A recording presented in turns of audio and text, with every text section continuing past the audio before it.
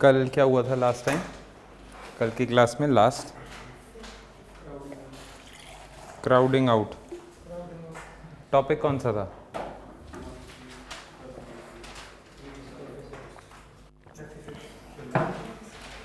Deficits, date वगैरह हो गया।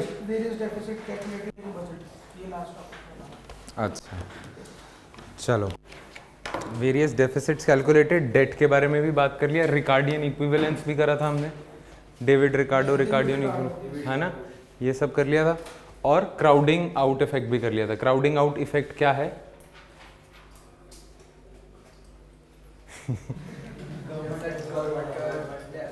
अगर पब्लिक डेट बढ़ता जाएगा तो प्राइवेट लोगों के लिए डेट लेने के लिए कोई रहेगा नहीं, तो private invest will be crowded out.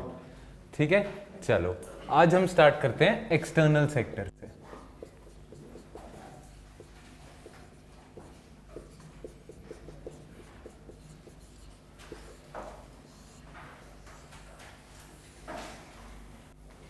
ठीक है जी, चलो एक्सटर्नल सेक्टर के बारे में पहली बात तो ये है कि you remember GDP, it was C plus I plus G plus, बिल्कुल, व्हाट वाज दिस, ये वाली कैटेगरी एक्सपोर्ट माइनस इंपोर्ट, पर इसको कहते क्या है? नेट एक्सपोर्ट्स, बिल्कुल सही। ठीक है, अब पूरी इकोनॉमी में अगर एक्सपोर्ट्स बढ़ेंगे तो it is called as injection in the economy, और अगर इंपोर्ट्स बढ़ेंगे that will be called leakage. So exports would act as injection, imports would act as leakage. अगर नेट एक्सपोर्ट्स आपका पॉजिटिव है, positive means export exceeds import, तो net exports positive होएगा, that means inject हो रहा है economy में पैसा। अगर इंपोर्ट ज्यादा है एक्सपोर्ट से तो क्या होगा? लीक हो रही है इकोनॉमी में से, पैसा लीक हो रहा है। लीक कैसे होगा? आप लोग बाहर से कुछ खरीदोगे, अपना पैसा बाहर के लोगों को दोगे, तो ये लीकेज होगी। सो एक तो ये चीज ध्यान रखना कि एक्सपोर्ट्स होंगे इंजेक्शन और इंपोर्ट्स लीकेज। तो इकोनॉमी को अगर पैसा ज्यादा कमाना है तो एक्सपोर्ट ज्यादा करने पड़ेंगे, बट अगर आप एक्सपोर्ट्स करोगे तो इंपोर्ट्स भी होंगे। दो तरीके हैं आपके पास। अगर आपको एक्सपोर्ट्स बढ़ाने हैं तो आपको अपनी इकोनॉमी खोलनी पड़ेगी। खोलने का मतलब बाहर के लोगों के साथ ट्रेड करना पड़ेगा, बाहर के लोगों में अपने प्रोडक्ट्स बेचने पड़ेंगे। पर अगर आप चाहते हो कि बाहर की मार्केट्स आपको एक्सेस दें, तो वो भी तो यही चाहेंगे कि आप अपनी मार्केट्स का उन्हें एक्सेस दो, तो इंपोर्ट्स भी बढ़ेंगे। ठीक है ना, तो एक्सपोर्ट्स बढ़ाने के लिए ना आपको अपनी इकोनॉमी खोलनी पड़ती है। 1991 से पहले हमने अपनी इकोनॉमी बंद करी हुई थी काफी हद तक। उस पॉलिसी को हम कहते थे import substitution. Rather than importing anything, हम इधर ही बना लेते हैं, इंपोर्ट सब्सटीट्यूट कर लो। ठीक है ना, सिमिलरली हम एक्सपोर्ट्स भी नहीं ज्यादा कर रहे, तो इस वजह से हमारी इकोनॉमी क्लोज थी। 1991 के बाद हमने अपनी इकोनॉमी खोली और हम वर्ल्ड की इकोनॉमी के साथ ज्यादा ज्वाइन होने लगे, अलाइन होने लगे। अब ये तो हो गया क्वालिटेटिव बात कि हम वर्ल्ड की इकोनॉमी के साथ ज्यादा कनेक्ट कर रहे हैं, पर अगर इस चीज को मेजर करना है कि कितना कनेक्ट करा है हमने, उसके लिए एक टर्म होता है जिसका नाम है degree of openness. Degree of openness, वो मेजर पता है कैसे करते हैं? सिंपल सी चीज है, degree of openness is equal to exports plus imports as a percentage of GDP. ये दे देगा आपका क्या? Degree of openness. So total trade, external trade as a percentage of GDP आपको देगा डिग्री ऑफ ओपननेस। पहले जब इंडिया 1991 से पहले हमारा डिग्री ऑफ ओपननेस बहुत कम था। As of now close to 50% है हमारा डिग्री ऑफ ओपननेस।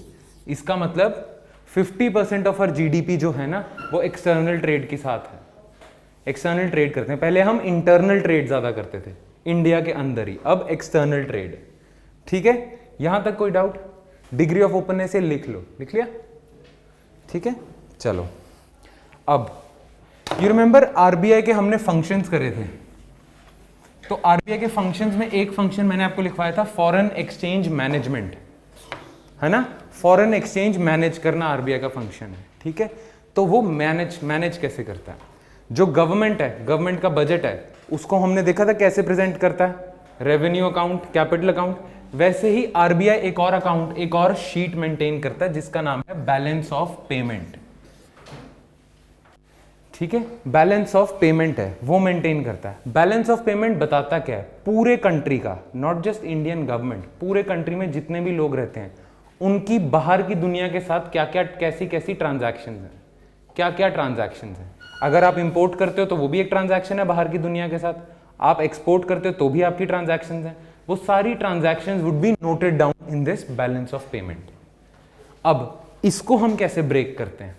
इसको हम ऐसे ब्रेक करते हैं कि बैलेंस ऑफ पेमेंट को हम ब्रेक करते हैं करंट अकाउंट में और कैपिटल अकाउंट में, ठीक है। इन दो पार्ट्स में मेनली हम ब्रेक करते हैं। पहले देखते हैं करंट अकाउंट क्या है, ठीक है।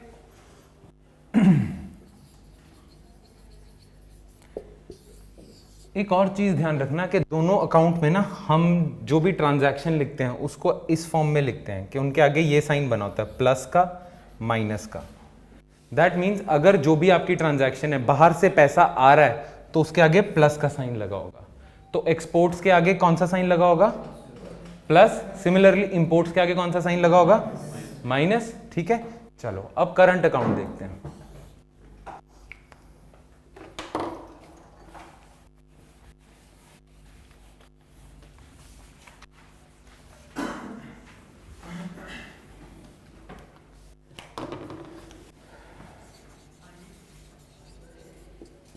करंट अकाउंट में पहले तो हम देखेंगे कि हम एक्सपोर्ट कितना कर रहे हैं।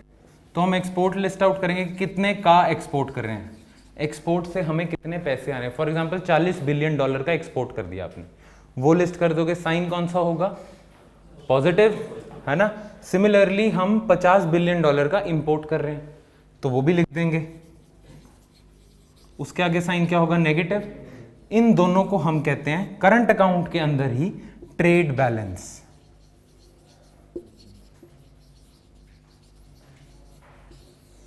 ट्रेड बैलेंस अगर पॉजिटिव है दैट मींस आप एक्सपोर्ट ज्यादा कर रहे हो और इंपोर्ट कम कर रहे हो, तो कहते हैं ट्रेड सरप्लस हो गया।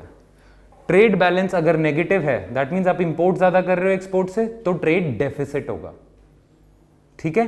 एक चीज याद रखना, ये जो ट्रेड है ना एक्सपोर्ट इंपोर्ट का, this is trade only in goods not services, goods.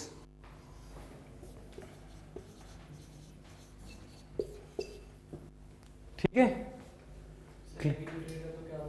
Negative ज्यादा होगा तो ट्रेड डेफिसिट, ठीक है। सिमिलरली ये तो अभी मैंने गुड्स की बात करी है, सर्विसेज भी होंगी, ट्रेड इन सर्विसेज भी होगा। इसमें भी ट्रेड इन सर्विसेज में प्लस होगा माइनस होगा। दैट मीन्स आप सर्विसेज एक्सपोर्ट कर रहे हो या सर्विसेज इंपोर्ट कर रहे हो, उसका भी कुछ बैलेंस होगा, प्लस माइनस नेट देखेंगे। कोई सर्विसेज एक्सपोर्ट का एग्जांपल दे, क्या एक्सपोर्ट कर सकते हैं सर्विस में? गुड्स में तो पता होगा क्या क्या चीजें एक्सपोर्ट कर सकते हैं, सामान। हाँ, सर्विसेज में क्या? कम्युनिकेशन में जैसे आईटी, इन्फोसिस वगैरह, ये आईटी सर्विसेज एक्सपोर्ट कर रहे हैं। सिमिलरली टूरिज्म भी तो सर्विस है ना, टूरिज्म भी सर्विस है। सिमिलरली बैंकिंग सर्विसेज भी तो दे सकते हैं, बैंकिंग भी सर्विस है, टेलीकॉम भी सर्विस है। ये सारी सर्विसेज हम एक्सपोर्ट भी कर सकते हैं। तो जो एक्सपोर्ट कर रहे हैं सर्विस वो आएगा पॉजिटिव में। जो इंपोर्ट कर रहे हैं सर्विस, हम क्या क्या इंपोर्ट करते हैं सर्विस? पहले बात तो हमारे टूरिस्ट यूरोप जाते हैं, वो सर्विस इंपोर्ट कर रहे हैं, ठीक है। जहां भी आपको बाहर की कंट्रीज को पैसा देना पड़ रहा है दैट मीन्स आप इंपोर्ट कर रहे हो। जहां भी उनसे पैसा आ रहा है दैट मीन्स आप एक्सपोर्ट कर रहे हो, ठीक है। तो जितना ज्यादा टूरिस्ट इंडिया में आएंगे उतना हमारे एक्सपोर्ट्स बढ़ेंगे। क्लियर? ठीक है। अब इनको तो हम कहते हैं ट्रेड बैलेंस का पार्ट, इसको हम कहते हैं invisibles trade, invisibles.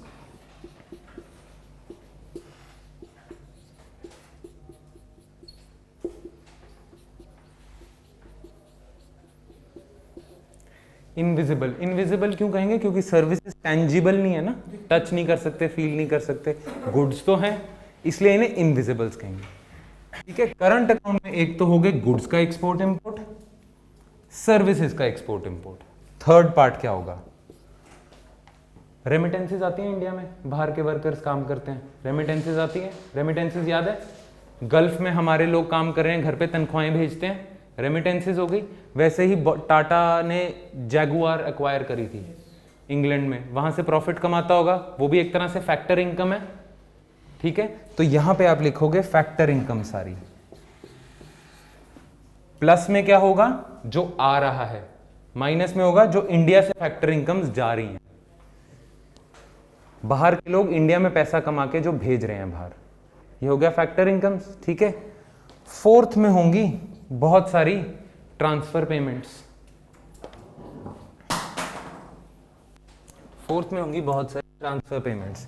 Transfer payments क्या होंगी, ग्रांट्स आती हैं बाहर से, वर्ल्ड बैंक की ग्रांट आती है, आईएमएफ की ग्रांट आती है इंडिया को, आती ग्रांट बस पैसे दिए हुए, एड नहीं देते, फूड एड देते हैं कई बार मॉनेटरी एड दे देते हैं, ग्रांट्स एड वगैरह, बस ये याद रखना ये लोन नहीं होते, अगर लोन होते तो डिफरेंट अकाउंट में जाएंगे, ये सिर्फ ग्रांट्स हैं, कोई स्ट्रिंग्स अटैच नहीं है, पैसा दिया है बस वन टाइम, ठीक है। तो ट्रांसफर पेमेंट्स में ग्रांट्स वगैरह वगैरह ये सारी चीजें, क्लियर। अब ये हो गया पूरा करंट अकाउंट, ठीक है। अब पूरे के पूरे करंट अकाउंट में अगर प्लस का साइन डोमिनेंट है तो उसे कहते हैं करंट अकाउंट सरप्लस, और पूरे के पूरे करंट अकाउंट में अगर नेगेटिव का साइन डोमिनेंट है, मतलब जा रहा है यहां से, तो कहेंगे करंट अकाउंट डेफिसिट, जो फेमस टर्म है आपने भी सुना होगा, करंट अकाउंट डेफिसिट न्यूज़पेपर में बहुत ज्यादा आता है, ठीक है। करंट अकाउंट डेफिसिट, इंडिया में क्या सिचुएशन है, इंडिया डेफिसिट ही रन करता है, चाइना सरप्लस रन करता है, इंडिया डेफिसिट रन करता है। रीजन क्या है, इंडिया का जो ट्रेड बैलेंस है ना, दैट इज गुड्स के बीच में ट्रेड, वो बहुत ज्यादा डेफिसिट है उसमें। क्यों, हम ऑयल बहुत ज्यादा इंपोर्ट करते हैं, गोल्ड बहुत ज्यादा इंपोर्ट करते हैं, उसकी वजह से हमारे इंपोर्ट्स का अमाउंट, मॉनेटरी वैल्यू बहुत ज्यादा होती है जितना हम एक्सपोर्ट कर सकते हैं। तो इस वजह से क्या है, हमारा ट्रेड डेफिसिट बहुत ज्यादा है। उस ट्रेड डेफिसिट को थोड़ा सा कम कर देते हैं हमारे सर्विसेज के एक्सपोर्ट्स, यहां पे कई बारी हम सरप्लस रन करते हैं, तो वो जो ट्रेड डेफिसिट है उसको थोड़ा कम कर देगा, है ना, प्लस रेमिटेंसेस वगैरह आएंगी वो और कम कर देंगी, बट ओवरऑल हम डेफिसिट ही रन कर रहे हैं, करंट अकाउंट डेफिसिट, ठीक है जी, क्लियर, कोई डाउट इसमें नहीं। आगे चलें, एक बारी देख लो इस चीज को, फिर कैपिटल अकाउंट पे शिफ्ट करते हैं। कोई भी डाउट हो, हम इंडिया में करंट अकाउंट डेफिसिट रन करते हैं बिकॉज ओवरऑल इसमें पैसा जा रहा है रादर देन आ रहा है, ठीक है। ईयरली आरबीआई मेंटेन करता है, ठीक है।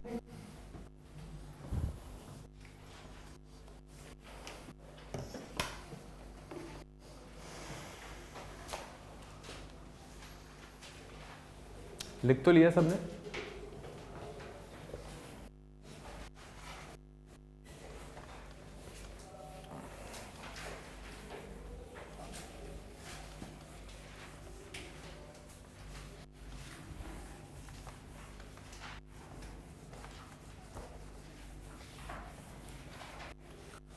अब आ जाते हैं हम कैपिटल अकाउंट पे।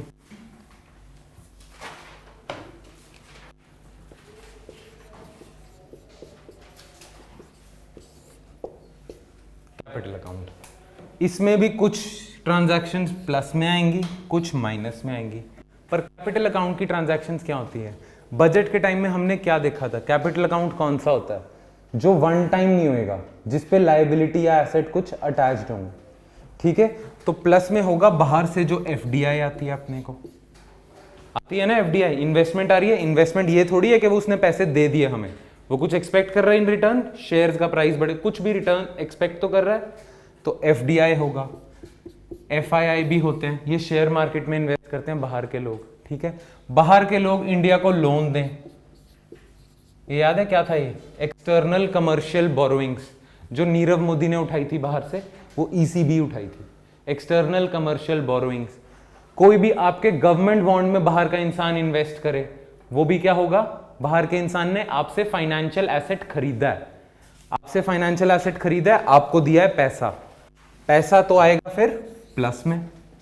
सिमिलरली इंडियंस बाहर एफडीआई दें, बाहर शेयर मार्केट में उनके इन्वेस्ट करें, बाहर डेट दें, ये आएगा नेगेटिव में। क्लियर? ये होती हैं कैपिटल अकाउंट ट्रांजैक्शंस। सिंपल सी बात है। कैपिटल अकाउंट में कैपिटल होगी। कैपिटल क्या होते हैं? या तो फाइनेंशियल एसेट्स या फिजिकल एसेट्स। तो बाहर अगर इन्वेस्टमेंट करते हो या किसी को डेट देते हो, या बाहर से इन्वेस्टमेंट लेते हो या डेट लेते हो, यह आएगा कैपिटल अकाउंट में। ठीक है जी। उलझाएंगे आपको पता है कहां?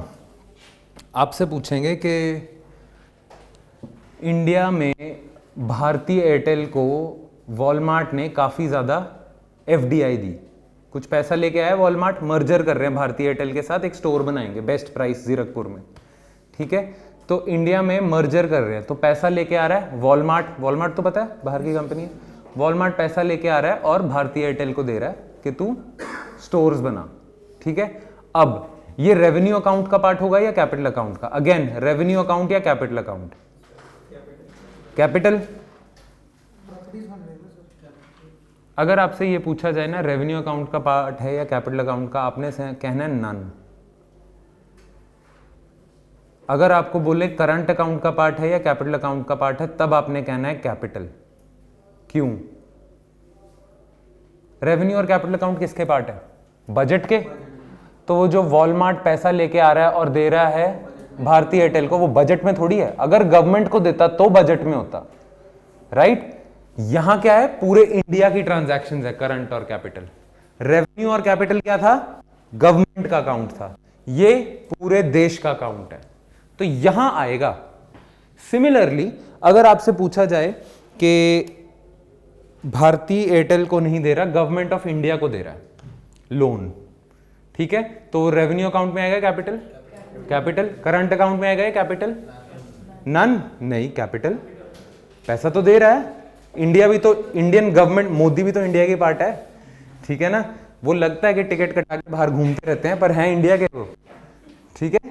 तो यही चीज है, ये ध्यान रखना। दोनों में कैपिटल वर्ड यूज हो रहा है ना, तो बंदा कंफ्यूज कर लेता है बीओपी और एनुअल फाइनेंशियल स्टेटमेंट से, ठीक है। ये चीज का ध्यान रखना। Okay, any doubts? आरबीआई, ठीक है। चलो,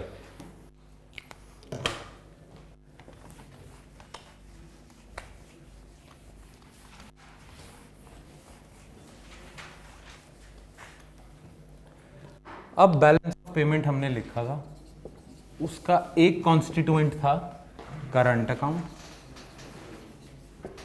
दूसरा कॉन्स्टिट्यूएंट था कैपिटल अकाउंट, तीसरा उसका कॉन्स्टिट्यूएंट है, लिखो, official reserve transactions, ORT, official reserve transactions, ठीक है जी। और फोर्थ पार्ट है इसका, वो इनसिग्निफिकेंट है, इसे कहते हैं errors and omissions. Errors and omissions, कुछ भूल चूक हो जाए, गलती वगैरह हो जाए तो नोट कर लेना, एरर्स एंड ओमिशंस, ठीक है। अभी हम देखते हैं ऑफिशियल रिजर्व ट्रांजैक्शन क्या है, ठीक है। बट उससे पहले हम देखते हैं कि एक्सचेंज रेट कैसे मैनेज होता है।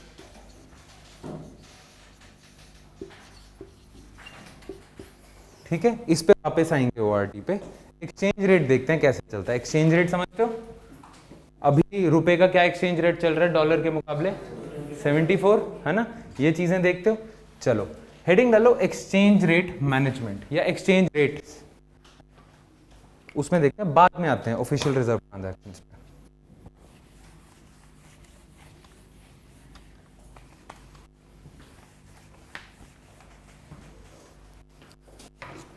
अब अगेन यहाँ पे नॉमिनल रियल वाली चीज आएगी। जब भी नॉमिनल या रियल की बात होती है, हमेशा वो प्राइसेस को या इन्फ्लेशन को अकाउंट करता है, ठीक है। नॉमिनल और रियल, जीडीपी में भी फर्क यही था, नॉमिनल और रियल एक्सचेंज रेट आएंगे अभी, उनमें भी यही फर्क होगा। तो एक्सचेंज रेट में पहले तो होता है नॉमिनल एक्सचेंज रेट, ठीक है जी। नॉमिनल एक्सचेंज रेट क्या होगा? सिंपल, जो आप रोज न्यूज़पेपर में पढ़ते हो, $1, ये नॉमिनल एक्सचेंज रेट है, ठीक है। क्लियर? इसमें तो किसी को डाउट भी नहीं होगा, ये रेगुलरली पढ़ते हो आप। अब बारी आती है रियल एक्सचेंज रेट की। नॉमिनल एक्सचेंज रेट तो ये देखना चाह रहा है कि $1 के कितने रुपए मिलेंगे। जो रियल एक्सचेंज रेट है ना, वो एक्चुअली पता है कंपेयर करता है, वो परचेजिंग पावर कंपेयर करना चाहता है कि $1 और रुपये की क्या परचेजिंग पावर है। तो इसको मेजर कैसे करते हैं, ठीक है? फॉर एग्जाम्पल हम एक ना गुड ले लेते हैं, कोई भी रिप्रेजेंटेटिव गुड जो अमेरिका में भी मिलता है, इंडिया में भी मिलता है, ठीक है? लेट्स सपोज वो गुड है ये मार्कर, ठीक है? और अभी मैं एग्जाम्पल के तौर पे आपको बता देता हूं कि नॉमिनल एक्सचेंज रेट मान लो चल रहा है 50 रुपीज, $1 मान लो अभी 50 रुपीज चल रहा है, ठीक है? इंडिया में इस मार्कर का प्राइस अगेन मान लो चल रहा है 120 रुपए, ठीक है? और अमेरिका में इसका प्राइस चल रहा है $2, ठीक है? अब हमने ये देखना है कि ये गुड इंडिया में महंगा है या अमेरिका में महंगा है, ठीक है?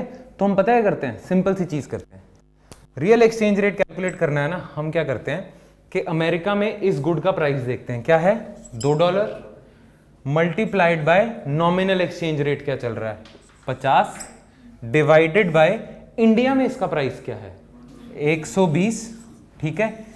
ये देगा आपको 100 बाय 120, ठीक है? क्या होगा 5/6 होगा, है ना?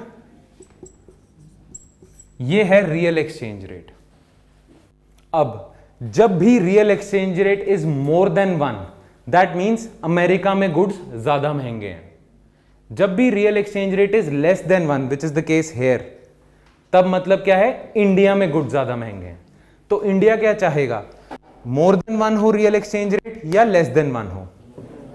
मोर देन 1 हो, उससे फायदा पूरे वर्ल्ड में हमारे गुड्स सस्ते होंगे। अगर पूरे वर्ल्ड में हमारे गुड्स सस्ते होंगे तो ये पेन इंडिया से बिकेगा, अमेरिका से नहीं बिकेगा। तो इंडिया क्या चाहेगा, मोर देन 1 रहे। रियल एक्सचेंज रेट आपके गुड्स की कंपेटिटिवनेस बताता है, इसलिए हम मेजर करते हैं। कोई डाउट इसमें, कोई भी हो एक बारी देख लो, कोई भी डाउट हो पूछ लो। तो इसका फॉर्मूला पता है क्या है, price of good in foreign market, ठीक है, into nominal exchange rate divided by price of good in domestic market, PFPD। ये है रियल एक्सचेंज रेट का formula. NER is nominal exchange rate. PF है price of good in foreign market, price of good in domestic market. तो ये तो अभी मैंने US के मुकाबले रियल एक्सचेंज रेट कैलकुलेट करा है, ऐसे ही यूके के मुकाबले भी किया जा सकता है, इंडोनेशिया के मुकाबले भी किया जा सकता है, सब कंट्रीज के मुकाबले बराबर बारी बारी किया जा सकता है, राइट? ऐसे ही कैलकुलेट होता है। This is the formula. हाँ, हर एक कंट्री का होगा डिफरेंट। अब बिल्कुल सही बात बोली, डिफरेंट कंट्री का डिफरेंट होगा, पर मैं देखना चाहता हूं कि ओवरऑल इंडिया के गुड्स की कंपेटिटिवनेस क्या है। तो खाली अमेरिका का देख के तो पता नहीं चलेगा, मुझे सबका पता करना है ना? तो वो कैसे करेंगे, उससे पहले हम निकालते हैं एक और कैटेगरी, लिखो नीर, nominal effective exchange rate. Nominal effective exchange rate,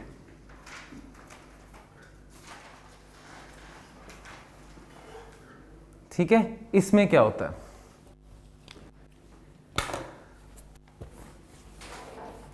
मान लो इंडिया की जो करेंसी है ना, डॉलर के मुकाबले, you understand this word appreciate, रूपी एप्रिशिएट्स, रूपी डेप्रिशिएट्स।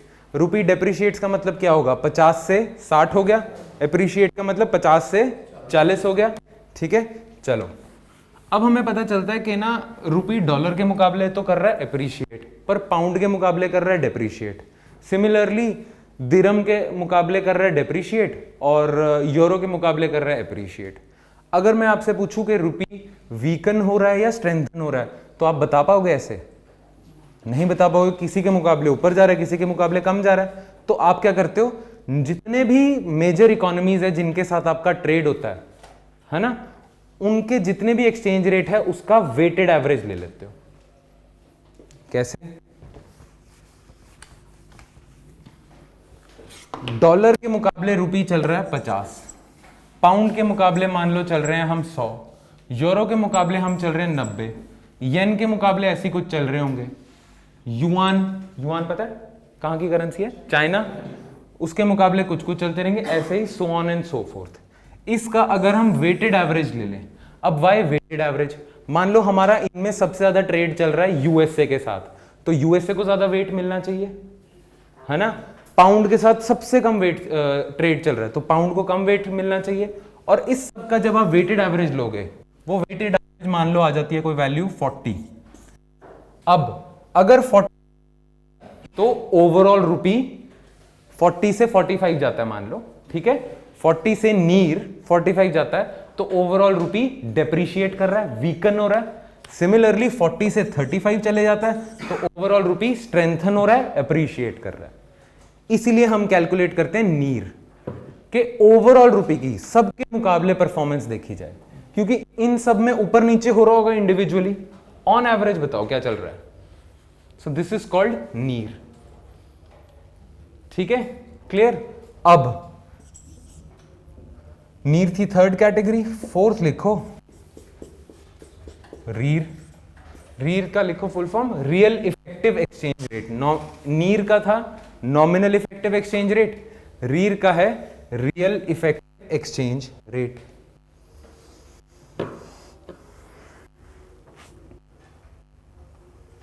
ठीक है जी, क्लियर।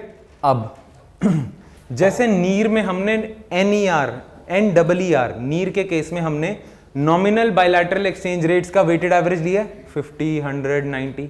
रीर के केस में हम रियल एक्सचेंज रेट का वेटेड एवरेज लेंगे। तो डॉलर के साथ मान लो रियल एक्सचेंज रेट चल रहा था 1.2, पाउंड के साथ चल रहा था 0.8, ऐसे ही सबके साथ रियल एक्सचेंज रेट क्या चल रहा है वो ले लिया, वेट्स अटैच कर दिए और एवरेज ले लिया, वेटेड एवरेज, तो आपको रीर की वैल्यू आ जाएगी। जैसे नीर के केस में नॉमिनल रेट्स का आप एवरेज ले रहे थे, रीर के केस में रियल रेट्स का एवरेज लोगे, ठीक है। अब अगर REER is greater than 1, that means overall India के प्रोडक्ट सस्ते हैं, ठीक है। और अगर रीर की value is greater than 1, sorry less than 1, then overall India के प्रोडक्ट्स महंगे हैं, है ना। 1.2, 0.8 सबके साथ देखो आप, तो आपको क्या मिलेगा, रीर की वैल्यू अगर 1 से ज्यादा है, दैट मींस बाहर गुड्स सारी इकोनॉमीज में, अब सिर्फ अमेरिका की बात नहीं हो रही, सबकी बात हो रही है, सबकी इकोनॉमीज में ऑन एवरेज इंडिया के गुड्स सस्ते हैं, बाहर के प्रोडक्ट्स, बाहर ये पेन ज्यादा महंगा है, तो इंडिया की एक्सपोर्ट कंपेटिटिवनेस पता चलती है रीर से। रीर जितना ज्यादा 1 से जितना ज्यादा 1.8, 2, 3, 4 जितना ज्यादा, दैट मींस इंडिया के गुड्स कंपेटिटिव हैं। तो जैसे अगर रुपी 50 से 60 होता है हम उसे कहते हैं डेप्रिशिएट, वैसे ही रीर जब 1 to 2 जाएगा उसे भी कहेंगे depreciate. When REER depreciates India के गुड्स बिकम क्या, competitive. When REER appreciates, that is 1 से कम होता है, इंडिया के गुड्स बिकम अनकंपेटिटिव। ठीक है जी, क्लियर। गुड्स अनकंपेटिटिव, यहां तक तो समझ आएगा। किस किस को नहीं समझ आया तो रिपीट कर लेते हैं दोबारा। कहां से नीर नहीं समझ आया, रूपी NER का पॉइंट समझ आया, क्यों निकालते क्यों है हम, पूरा ही नहीं समझ आया। देखो NER तो पता है, ठीक है। तो अगर मैं देखना चाहता हूं कि रूपी स्ट्रेंथन हो रहा है या वीकन हो रहा है, तो आप कैसे बताओगे। मान लो डॉलर के मुकाबले रूपी स्ट्रेंथन हो रहा है, पाउंड के मुकाबले वीक हो रहा है, ऐसे ही डिफरेंट कंट्रीज के साथ डिफरेंट चीजें हो रही हैं, ठीक है। अब कैसे बताओगे कि रूपी एक्चुअली ओवरऑल वीकन हो रहा है या स्ट्रेंथन हो रहा है, कैसे बताओगे। इंडिविजुअल बातें हैं वो, तो आप बताओगे कैसे, सबका एवरेज ले लोगे। एवरेज में अगर ऊपर जा रहा है तो वीकन हो रहा है, एवरेज में नीचे स्ट्रेंथन हो रहा है, ठीक है। तो यही एवरेज लिया हमने, ठीक है। सिमिलरली रीर होगा रियल एक्सचेंज रेट से 5/6 आया था रियल एक्सचेंज रेट, तो ये क्या होता है 5/6 कितना होगा 0.8, तो चलो 0.8 होगा। ऐसे ही डिफरेंट कंट्रीज के साथ डिफरेंट होगा, उसका वेटेड एवरेज ले लो। अब उसकी वैल्यू या तो 1 से ज्यादा होगी या 1 से कम। 1 से ज्यादा RER याद है $2 का था, है ना। तो अगर 5/6 लेस देन 1 है, दैट मीन्स इंडिया में महंगा है गुड, है ना।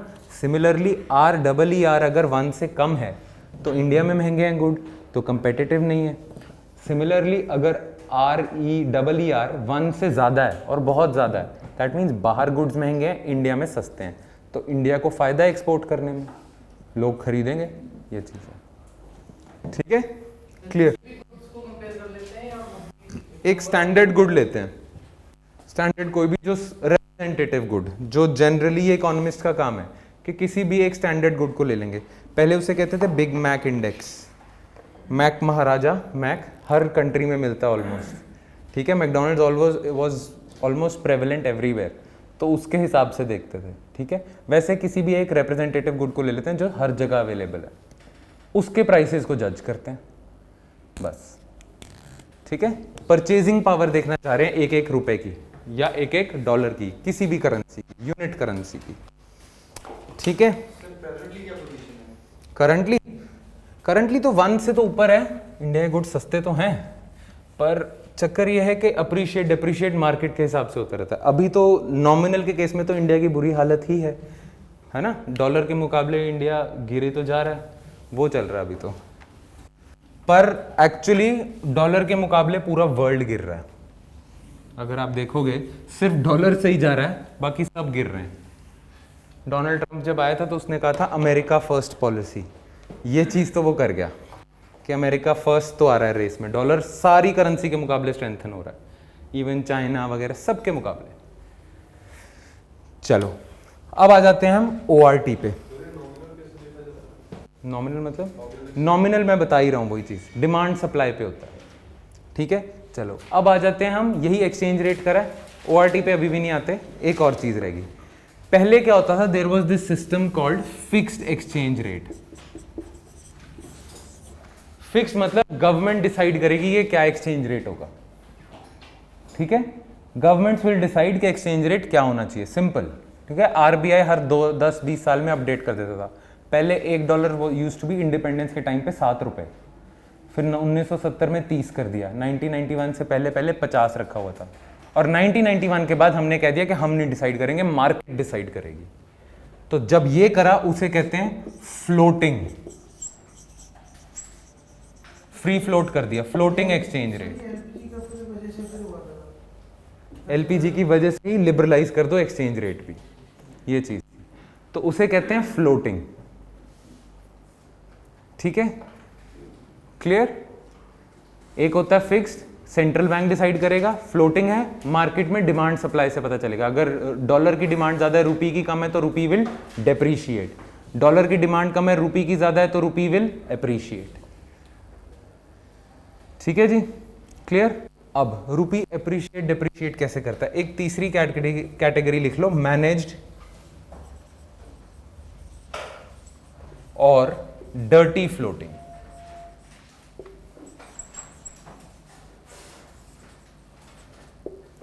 मैनेज्ड और डर्टी फ्लोटिंग, ठीक है।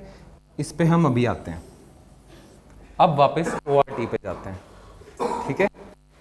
ये समझ आ गया, फिक्स्ड होता है, फ्लोट हो गया डिमांड सप्लाई पे, और मैनेज्ड और डर्टी फ्लोटिंग, ठीक है। मैनेज और डर्टी फ्लोटिंग पे अभी आएंगे। अभी हम वापस जाते हैं बैलेंस ऑफ पेमेंट पे।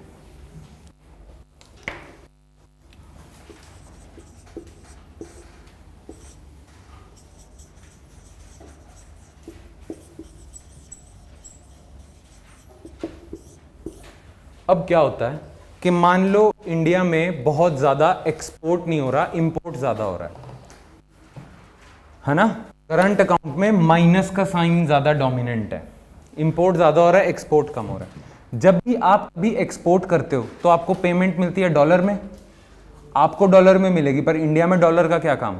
तो आप क्या करते हो, मार्केट में जाते हो और कहते हो डॉलर के बजाय मुझे रुपए दे दो, यही करोगे इंडिया में काम चलाने के लिए। तो उस टाइम आप क्या कर रहे हो, उस टाइम आप रुपी की डिमांड बढ़ा रहे हो, डॉलर की कम कर रहे हो।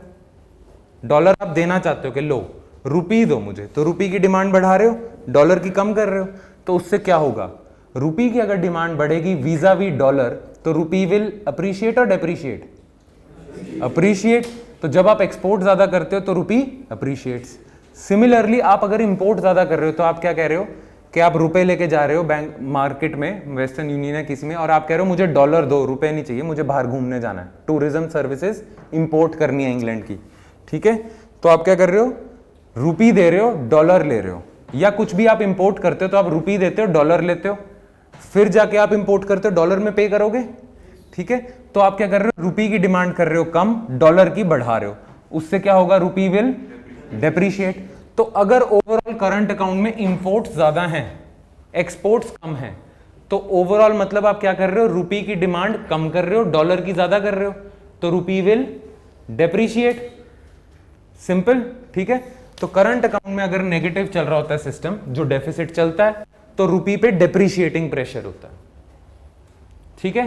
अब कैपिटल अकाउंट में आपके पास लोन आ रहे हैं,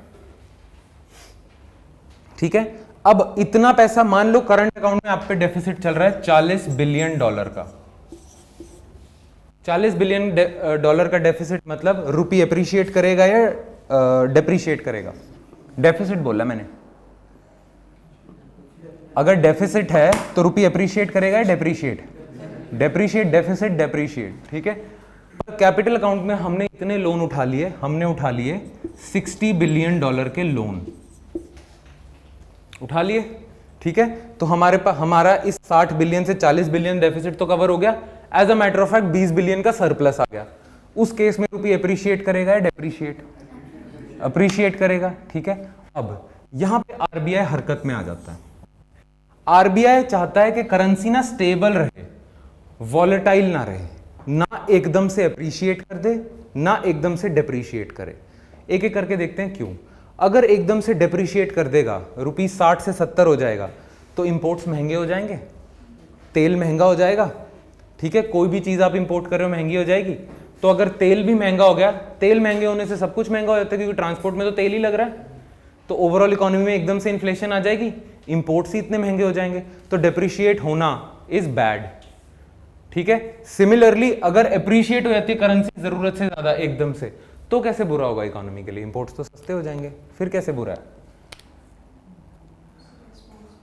एक्सपोर्ट्स खराब होंगे। क्यों खराब होंगे? अगर डेप्रिशिएट करता है, इंपोर्टर्स के लिए नुकसान है, तो डेप्रिशिएट करता रुपी एक्सपोर्टर्स के लिए फायदा है, और अप्रिशिएट करता रुपी एक्सपोर्टर्स के लिए नुकसान है। कैसे, ये भी देख लेते हैं। मान लो जो था ना, अभी हमने क्या करा था, 50 रुपीज का $1 है, अभी एग्जाम्पल के तौर पे ये देखा था।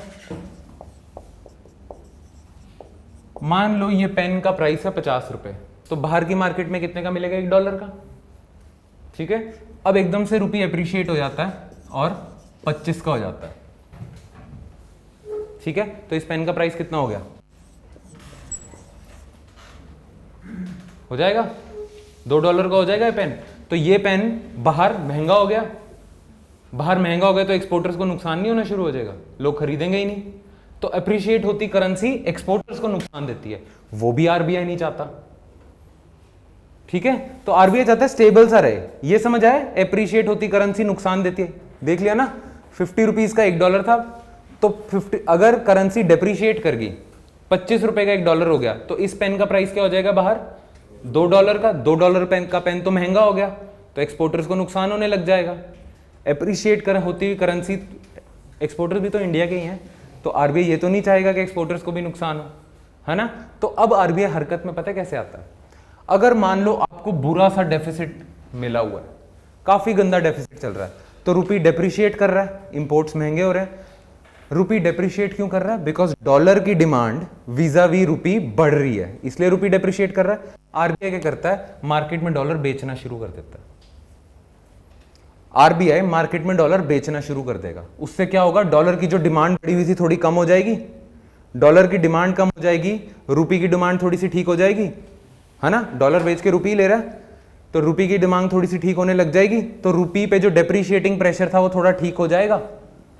ध्यान से सुनना इस चीज को, बनती है बात है, ठीक है? डॉलर बेच के क्या हो रहा है? रुपी की जो डिमांड कम हुई थी वो बढ़ा रहे हो आप, और डॉलर की डिमांड जो बढ़ी हुई थी वो कम कर दी। सिमिलरली अगर आपका बहुत ज्यादा सरप्लस चल रहा है, दैट मीन्स रुपी अप्रिशिएट कर रहा है, अप्रिशिएट कर रहा है का मतलब आप रुपी की डिमांड बढ़ा रहे हो, डॉलर की कम कर रहे हो। क्या कर रहे हो मार्केट में, आपके पास डॉलर है, आप डॉलर बेच रहे हो, कह रहे हो मुझे। एक्सपोर्ट के टाइम पे यही करते हो। तो इस टाइम पे डॉलर की डिमांड कम है, आरबीआई क्या करेगा, मार्केट से डॉलर खरीदने लग जाएगा, डॉलर की डिमांड बढ़ा देगा। ठीक है, डॉलर की डिमांड बढ़ेगी तो एक्सचेंज रेट जो 50 से 40 गया था वो वापस 50 पे आ जाएगा, है ना। ये करता है आरबीआई।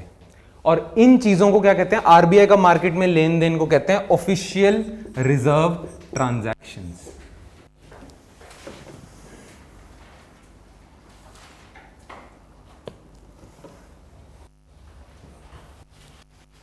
ऑफिशियल रिजर्व ट्रांजैक्शन, ये चीज।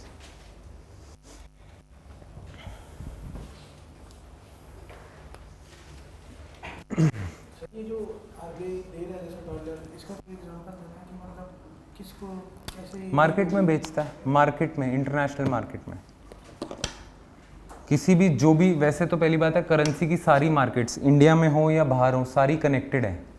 करेंसी की जो मार्केट है सारी कनेक्टेड है। तो पता चल जाता है आप कहीं भी बेचो, डॉलर की आप डिमांड कम कर रहे हो, डॉलर की डिमांड कैसे कर रहे हो, कम, डॉलर बेच के। डॉलर की डिमांड कैसे बढ़ा रहे हो, डॉलर खरीद के। तो जैसे ही आप करते हो डिमांड सप्लाई चेंज कर देते हो। हमने देखा था वो equilibrium, market equilibrium demand supply पे, वो शिफ्ट कर रहे हो आप, क्योंकि आपने एक्सपोर्ट इतना कर दिया था कि आपके पास डॉलर इतना इकट्ठा हो गया था, आप डॉलर बेचने पे लगे हुए थे, आप डॉलर की डिमांड कम कर रहे थे। तो आरबीआई कहीं और जाके डॉलर खरीदना शुरू कर देगा और डिमांड वहीं की वहीं पहुंचा देगा। इसका उल्टा भी सही है, ऐसे। ठीक है, एक बारी घर जाके ना एनसीईआरटी में बिल्कुल जो 6 चैप्टर है आपका एक्सटर्नल सेक्टर, उसको पढ़ के देखना, यही सेम चीज है। ठीक है, इसको कहते हैं ऑफिशियल रिजर्व ट्रांजैक्शन। एंड हमने एक्सचेंज रेट देखे थे, 3 तरह के होते हैं, फिक्स्ड, दूसरा क्या था, फ्लोटिंग, तीसरा हमने करा था डर्टी फ्लोटिंग, है ना, मैनेज फ्लोटिंग, डर्टी फ्लोटिंग। तो जो फ्लोटिंग होता है ना, उसमें वहां का सेंट्रल बैंक कुछ नहीं करता। अगर करेंसी डिप्रीशिएट हो रही है तो डिप्रीशिएट होने देता है, अप्रीशिएट हो रही है अप्रीशिएट होने देता है। ऑफिशियल रिजर्व ट्रांजैक्शन जीरो होती है, कुछ नहीं करता। पर जिस फ्लोटिंग रिजीम में आरबीआई हरकत में आता है, सेंट्रल बैंक हरकत में आता है, उसे कहते हैं dirty floating, managed floating. Manage कर रहा है ना आरबीआई प्राइस, अगर मार्केट की फोर्सेस के ऊपर होता तो जितना मर्जी जाए, पर इधर आरबीआई कोशिश कर रहा है मैनेज करने की, तो इसे कहेंगे मैनेज्ड फ्लोटिंग या डर्टी फ्लोटिंग। ठीक है, ये चीज है। कई कंट्रीज ने ऐसा करा हुआ है कि वहां का जो सेंट्रल बैंक है कुछ नहीं करता, वो कंट्रीज हुई floating regimes, complete market supply, demand supply पे। इंडिया में आरबीआई हरकत में आता है। आपको पता है इंडिया का रुपया अभी 74 पहुंच रखा है, दे यूज्ड टू से 80-85 पहुंच जाना था। ये तो आरबीआई ने बेचेगा आरबीआई, बेचने शुरू करे डॉलर। ठीक है, डॉलर की डिमांड कम करी, तब जाके 74 पे रुका है। आरबीआई अगर 60 तक ही रहने देता तो आरबीआई के काफी रिजर्व्स ही खाली हो जाते। ठीक है, कैसे, अगर आपका रुपी और डॉलर के केस में डॉलर की डिमांड बढ़ रही है तो रुपी डेप्रिशिएट कर रहा है, यही हुआ है अभी। 66 से 74 पहुंचा था, वो कहते हैं और ज्यादा पहुंचना था, तो आरबीआई ने रोका हुआ है डॉलर बेच के। ठीक है, तो कई बारी क्या होता है कि आरबीआई बिल्कुल भी मतलब ऐसा नहीं चाहता कि अगर 60 से 61 भी नहीं होने दूंगा, मैं 60 रहने दूंगा, नहीं। कई बारी इतनी ज्यादा मूवमेंट हो जाती है कि आरबीआई सोचता है चल थोड़ा सा होने दे, क्योंकि वो मार्केट के हिसाब से सेंसिबल है, थोड़ा सा होने दे, हम अपने हिसाब से कंट्रोल कर लेते हैं जितना हो सकता है, या जितना एक्सपोर्ट इंपोर्ट के हिसाब से जो भी इकोनॉमिक सेंस है वो बनाती है। ठीक है, सो इस चीज को कहेंगे मैनेज्ड या डर्टी फ्लोटिंग। ठीक है, अब इस चीज से ना बहुत सारी चीजें सही हो जाती हैं। टर्की का लीरा गिर गया, सुना होगा आपने, टर्की की करेंसी गिर गई। पाकिस्तान की करेंसी हिली हुई है। एक एग्जांपल देता हूं, उसके बाद से आप खुद डिड्यूस करने लग जाओगे। क्या हुआ था, डॉलर ना स्ट्रांग हो रहा है सारी करेंसीज के मुकाबले, इंडिया सारी करेंसीज। तो अगर डॉलर स्ट्रांग होगा तो मैंने, पाकिस्तान ने क्या करा हुआ है, डॉलर में लोन ले रखे हैं बहुत ज्यादा आईएमएफ, वर्ल्ड बैंक से। ठीक है, उनके इंटरेस्ट भी पे करेंगे। पर अगर डॉलर महंगा होता जाएगा तो इंटरेस्ट भी तो ज्यादा होता जाएगा। इंटरेस्ट ज्यादा होता रहेगा तो उनका लायबिलिटी बढ़ती जाएगी। इंटरेस्ट ज्यादा होता रहेगा तो उससे यह भी तो होगा कि उनके बैलेंस ऑफ पेमेंट में माइनस का साइन ज्यादा डोमिनेंट होता रहेगा, इंटरेस्ट ज्यादा हो गया तो और ज्यादा डेप्रिशिएटिंग प्रेशर है। रुपी उनका पाकिस्तानी रुपी और डेप्रिशिएट करेगा, और डेप्रिशिएट करेगा, इंटरेस्ट पेमेंट और महंगी हो जाएंगी, और डेप्रिशिएट करेगा। इकोनॉमी या एक्सचेंज रेट को कहते हैं फ्री फॉल में चला गया, उनका सेंट्रल बैंक कंट्रोल नहीं कर पा रहा, इसीलिए वो IMF के पास वापस गए कि बेल अस आउट, हमें पैसा दे दो, कुछ बेल आउट पैकेज। ऐसे होता है एक्सचेंज रेट है ना, ऐसे मूव करते हैं बहुत ज्यादा डायनेमिकली। इंडिया का हाल खराब हो रखा है, कई कंट्रीज का इसी वजह से हो रखा है कि सबके मुकाबले डॉलर स्ट्रेंथन हो गया और सबने डॉलर्स में लोन उठाए हुए हैं।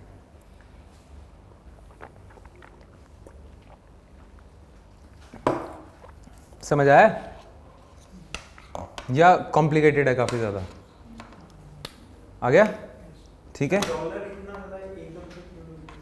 क्या हुआ? डॉलर की इकोनॉमी ठीक ठाक होगी, उसका रीजन एक और अभी बताता हूं थोड़ी देर में, ठीक है। डॉलर की इकोनॉमी ठीक होगी।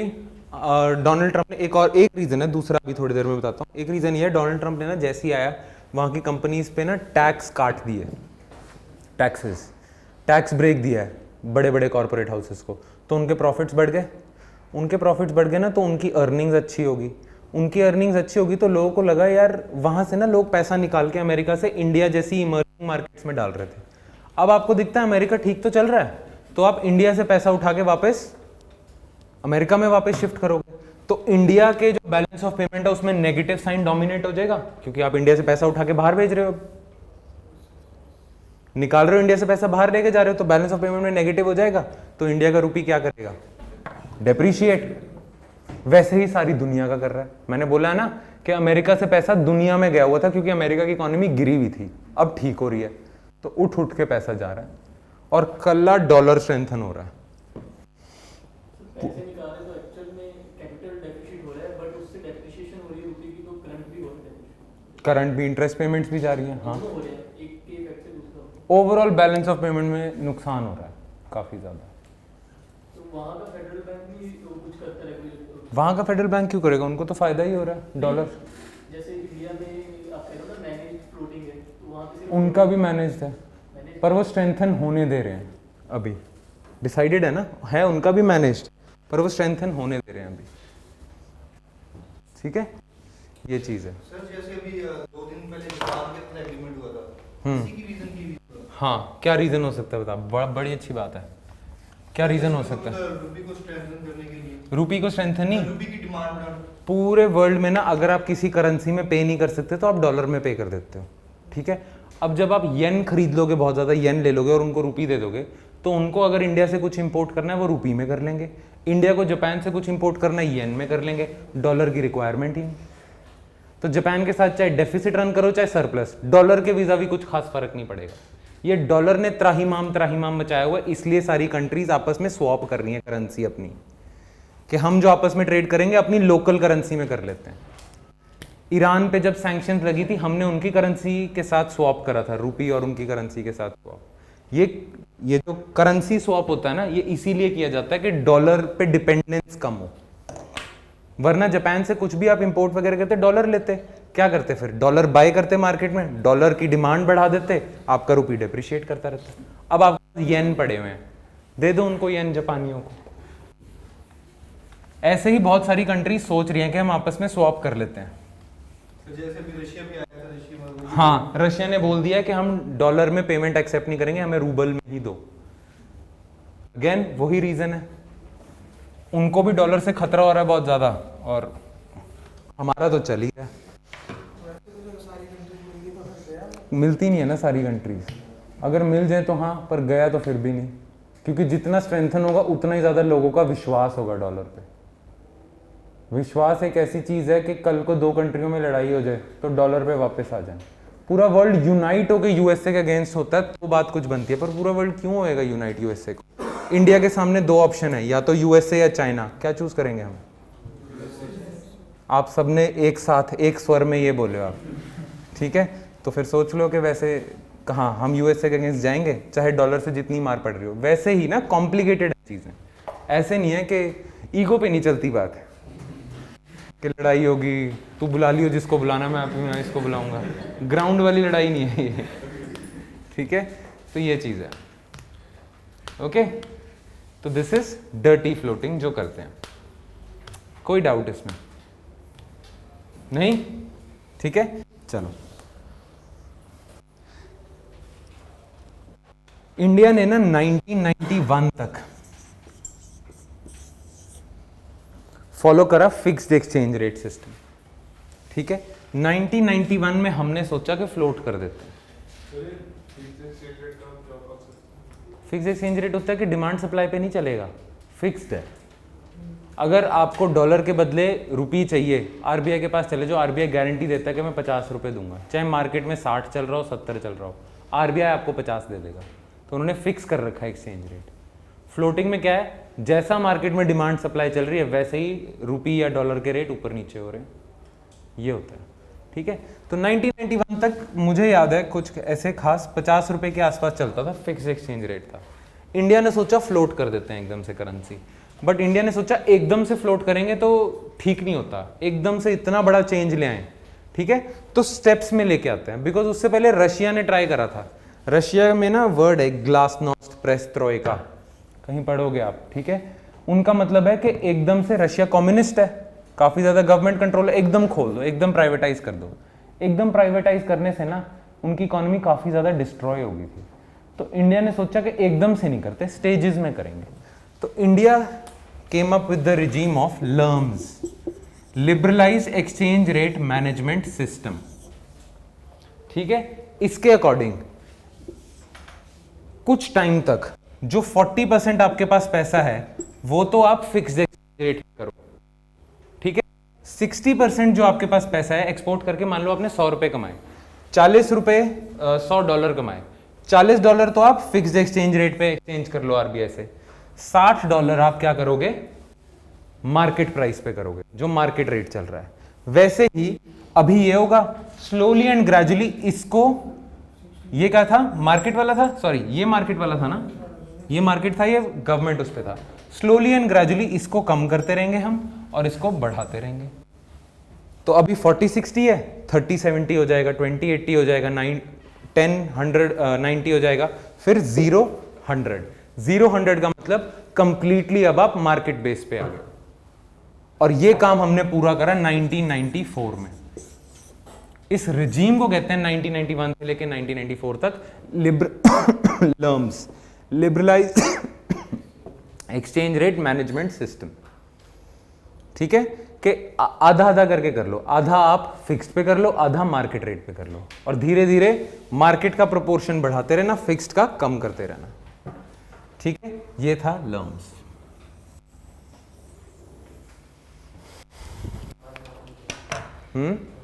दोबारा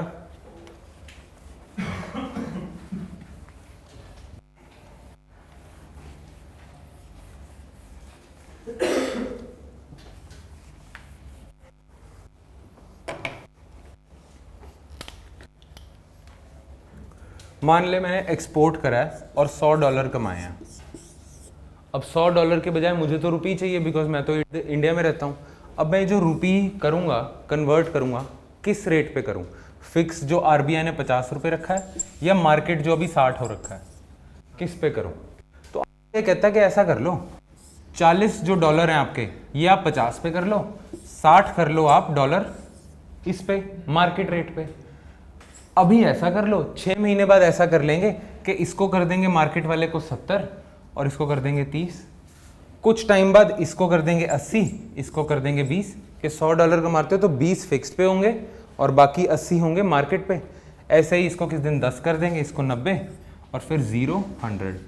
जिस दिन ये हो गया उस दिन आपकी पूरी की पूरी करेंसी शिफ्ट हो गई फ्लोटिंग मार्केट रेट पे। ये था, ठीक है। चलो अब देखते हैं एक्सचेंज रेट वेरी किस किस बेस पे करता है।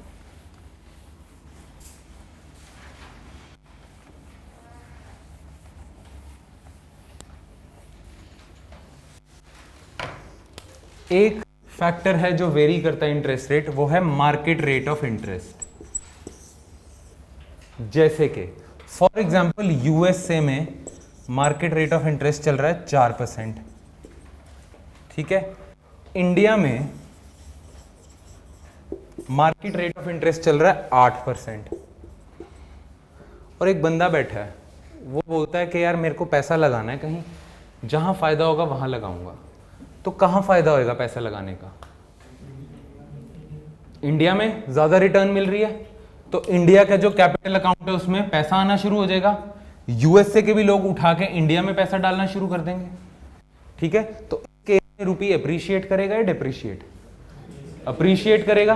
तो जितना ज्यादा इंटरेस्ट रेट होता है किसी कंट्री का, उतना ही उसके रुपी पे या डोमेस्टिक करेंसी पे अप्रिशिएटिंग प्रेशर होता है। ठीक है, अब वो बाकी चीजों पे भी डिपेंड करता है कि रुपी अप्रिशिएट करेगा या नहीं करेगा। क्या पता बहुत ज्यादा इंपोर्ट करते हो तो फर्क ही ना पड़े इस चीज का, बट अप्रिशिएटिंग प्रेशर होएगा, क्योंकि कैपिटल अकाउंट में पैसा बहुत आएगा, लोग इन्वेस्ट करेंगे इंडिया में, क्योंकि इंडिया रिटर्न बड़ी अच्छी देता है। ठीक है, सिमिलरली रुपी यूएस से अपना इंटरेस्ट रेट बढ़ाना शुरू कर दे, 4 से 5 कर दे, 5 से 6 कर दे, तो क्या होगा? इंडिया से पैसा उठ के थोड़ा थोड़ा करके आना शुरू हो जाएगा। तो इंडिया में जो कैपिटल अकाउंट है वहां नेगेटिव साइन थोड़ा प्रोमिनेंट होना शुरू हो जाएगा, है ना। जब ये होगा तो इंडिया के रुपी पे डेप्रिशिएटिंग प्रेशर होगा। यही हो रहा है, इस ये दूसरा रीजन है कि डॉलर क्यों स्ट्रेंथन कर रहा है। उनकी इकोनॉमी ना अब ठीक हो रही है। जब उनकी इकोनॉमी 2007 में बिगड़ी थी ना, खराब हुई थी, तो उनके सेंट्रल बैंक, या जैसे इंडिया में जब रिसेशन आता है तो आरबीआई के पास मॉनेटरी पॉलिसी में क्या हथियार होता है? इंटरेस्ट रेट कम कर दो, इजी मनी पॉलिसी, राइट, और बॉन्ड्स बेचो या खरीदो। खरीदोगे तो पैसा डालोगे, मनी सप्लाई इंक्रीज करोगे, है ना। वही यूएसए वाले कर रहे थे। ठीक है, अपने इंटरेस्ट रेट कम कर रहे थे और ट्रेजरी बिल्स खरीद रहे थे। ट्रेजरी बिल्स वाले खरीदने वाले, उनके इस एक्ट को हम कहते हैं क्वांटिटेटिव ईजिंग। ठीक है, वो ये कर रहे थे। अब जब उनकी इकोनॉमी स्टेबल होगी तो उन्हें लगा कि यार इतने कम इंटरेस्ट रेट से ना इन्फ्लेशन बहुत बढ़ रही है। ठीक है, अब इकोनॉमी तो ठीक हो गया, अब इन्फ्लेशन को टारगेट करते हैं। उन्होंने इंटरेस्ट रेट बढ़ाने शुरू कर दिए। ये तो आपको पता है ज्यादा इंटरेस्ट रेट से इन्फ्लेशन कम होएगी, टाइट मनी पॉलिसी, तो उन्होंने टाइट मनी पॉलिसी करनी शुरू कर दी। यूएसए वालों ने अपने इंटरेस्ट रेट बढ़ाने शुरू कर दिए, क्वांटिटेटिव ईजिंग टेपर ऑफ करना शुरू कर दिया, कम करने शुरू कर दिए। अब अगर वो अपने इंटरेस्ट रेट बढ़ाएंगे तो जब उन्होंने कम करे थे ना, इंडिया में बहुत पैसा आ रहा था। अब वो अपने इंटरेस्ट रेट बढ़ा रहे हैं तो इंडिया से पैसा उठना शुरू हो जाएगा। वैसे ही जितनी भी इमर्जिंग मार्केट्स हैं वहां से पैसा उठना शुरू हो गया था, और डॉलर स्ट्रेंथन हो ही जा रहा है vis-a-vis all the other emerging markets. Dollar strengthen हो रहा है तो वही इंटरेस्ट पेमेंट्स महंगी होगी, तो डॉलर और स्ट्रेंथन हो रहा है। ये एक और रीजन था कि डॉलर कह रहा हूं, फेड रिजर्व ने अपना इंटरेस्ट रेट बढ़ाना शुरू कर दिया था। तो ये याद रखना कि मार्केट रेट ऑफ इंटरेस्ट पे एक्सचेंज रेट्स वेरी करते हैं कंपैरिजन पे। तो इंडिया अगर ज्यादा इंटरेस्ट रेट, आरबीआई बहुत ज्यादा इंटरेस्ट रेट बढ़ा दे तो इंडिया की ग्रोथ तो रुकेगी, पर करेंसी भी स्ट्रेंथन हो जाएगी, पैसा आना शुरू हो जाएगा। ठीक है, एक तो ये रीजन है। दूसरा है इन्फ्लेशन रेट।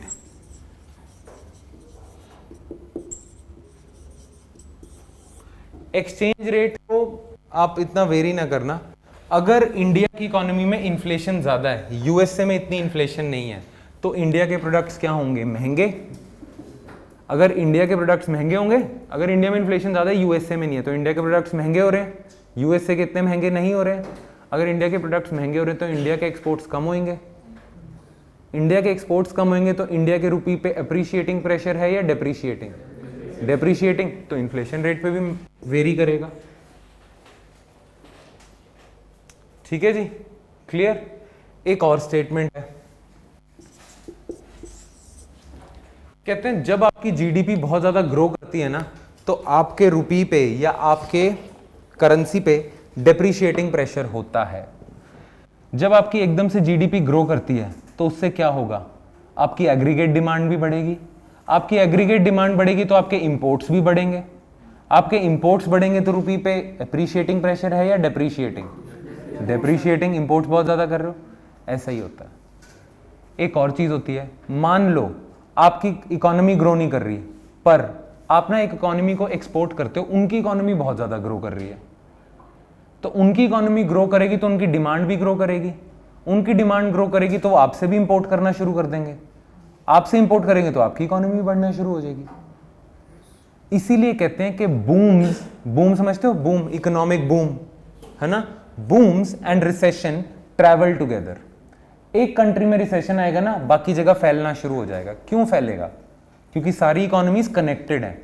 इंडिया में अगर रिसेशन आता है तो इंडिया इंपोर्ट भी करना बंद कर देगा, इंपोर्ट करना बंद कर देगा तो जो एक्सपोर्ट करने वाली कंट्री है उनमें भी रिसेशन आ जाएगा, उनके एक्सपोर्ट रुक जाएंगे।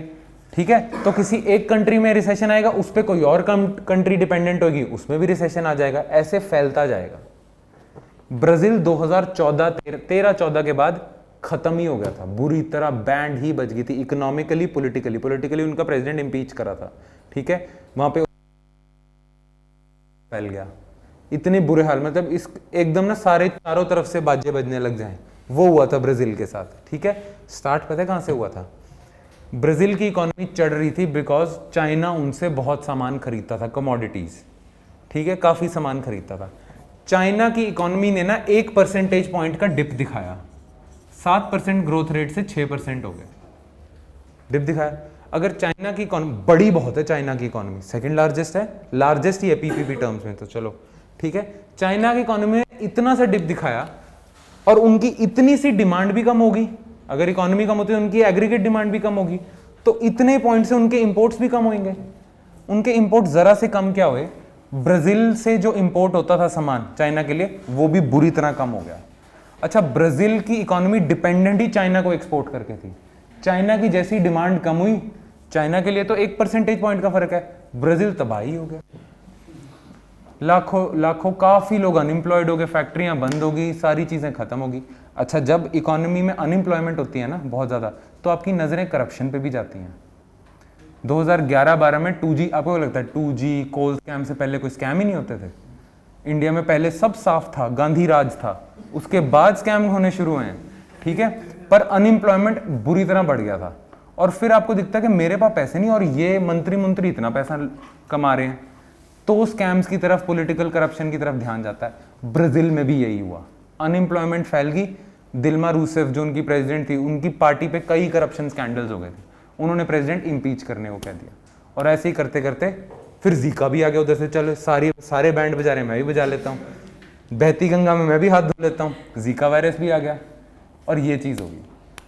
स्टार्ट कहां से हुआ? बिकॉज चाइना कह रहे हैं यार बहुत ज्यादा ग्रो कर रहे हैं, थोड़ा कम करते हैं, एक कंट्री खत्म हो जाता है।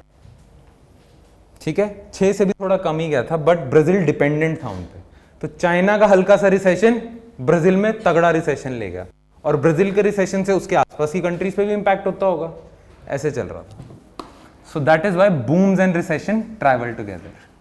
ठीक है, ये इंटरेस्ट रेट वाला पॉइंट हमेशा याद रखना, सबसे ज्यादा इंपॉर्टेंट है कि इंटरेस्ट रेट जहां ज्यादा होता है, मार्केट रेट ऑफ इंटरेस्ट, वहां की करेंसी पे अप्रिशिएटिंग प्रेशर होता है, जितना कम होता है डिप्रिशिएटिंग प्रेशर होता है। यूएसए बढ़ाना शुरू कर रहा है अपना इंटरेस्ट रेट, तो यूएसए में पैसा वापस आई जा रहा है। यूएसए ने जब बिल्कुल ही गिरा दिया था ना, तो इमर्जिंग मार्केट्स में पैसा बहुत जा रहा था, अब यूएसए बढ़ाना शुरू कर रहा है, इन्फ्लेशन कंट्रोल कर रहा है, यूएसए में पैसा वापस आ रहा है, तो ये हो रहा है। प्लस उस नॉर्मल इंटरेस्ट रेट बढ़ेगा तो उसके अकॉर्डिंगली फिर लोन के इंटरेस्ट रेट भी बढ़ेंगे, फिर तो इकोनॉमी में फर्क पड़ेगा। पर उनकी इकोनॉमी स्टेबल होगी अभी, तो वो कह रहे हैं हम अफोर्ड कर सकते हैं इस टाइम पे इंटरेस्ट रेट बढ़ाना, कभी तो बढ़ाएंगे। जैसे इंडिया में। हाँ, इंडिया की इकोनॉमी अगर क्रूज कर रही होगी ना, तो आरबीआई इंटरेस्ट रेट बढ़ाएगा, पर इंडिया की इकोनॉमी जब बैंड बजी होगी ना, रिसेशन से जा रही होगी, तब इंटरेस्ट रेट कम करेगा। तो यूएसए स्टेबल हो रहा है, बेटर हो रहा है। पता है आपको यूएसए में जो अनएम्प्लॉयमेंट रेट है ना इस टाइम पे, कई सालों में इससे कम नहीं हुआ, 1969 से पहले इतना कम हुआ था अनएम्प्लॉयमेंट रेट, हिस्टोरिकल लो पे है अपने अनएम्प्लॉयमेंट रेट यूएसए में, 1969 में लास्ट देखा गया था, उसके बाद से अनएम्प्लॉयमेंट हमेशा हाई रही है उससे।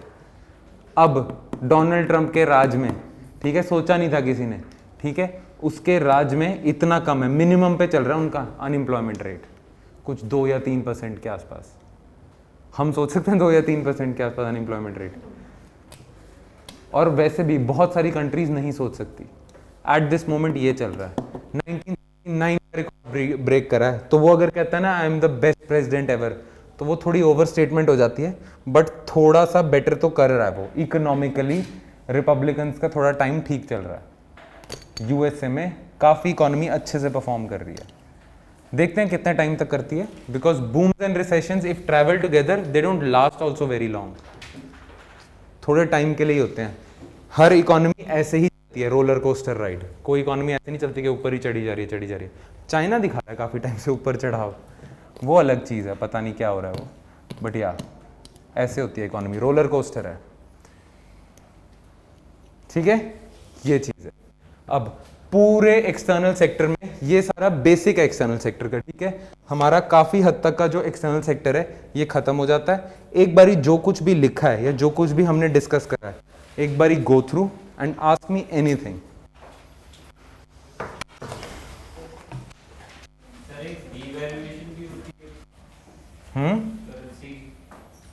डीवैल्यूएशन, हाँ मैं बताता हूँ।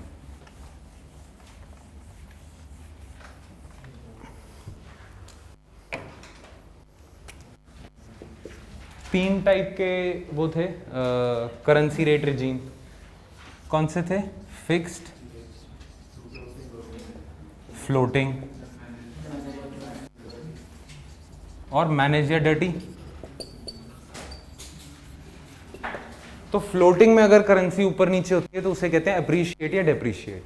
But in case of fixed, जो गवर्नमेंट ऊपर नीचे करती है उसे कहते हैं रीवैल्यू या डीवैल्यू। बस फिक्स के केस में डीवैल्यू बोलेंगे और फ्लोटिंग के केस में डेप्रिशिएट बोलेंगे, दैट्स इट। ठीक है, एज ऑफ नाउ चाइना की जो करेंसी है वो फिक्स्ड है।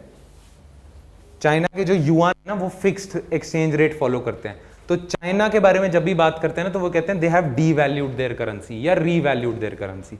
इंडिया के केस में रुपी हैज डेप्रिशिएटेड, अप्रिशिएटेड। ठीक है, अब एक चीज आपको पता है, चाइना में ये ब्लेम भी लगता है कि वो अपनी करेंसी जान के डीवैल्यू करके रखता है, जान के डीवैल्यू करके रखता है। क्यों? एग्जैक्टली, मार्केट कैप्चर करी हुई है।